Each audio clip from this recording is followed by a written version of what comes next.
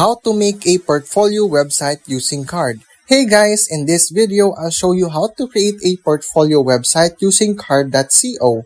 It's super easy and free. Let's start. Open your browser and go to Carrd.co. On the home page, click the Choose a Starting Point. Select Portfolio and pick any template you like. Then click Select to open it in the editor. Now you're inside the editor. Click the plus icon to add text or images. Tap any text to edit your name, title, or description. Go to the background to change colors or upload an image or video. Click Image Placeholders to upload your own portfolio photos. You can also edit the social media icons. Just paste your links or Instagram, Twitter, or LinkedIn. Once everything looks good or great, click Save and Publish. Enter your name, email, and password, then hit the Publish again. Your website is live, and that's it. Your portfolio site is ready in a minute. If this helped, drop a like and subscribe for more quick tutorials. Thanks for watching!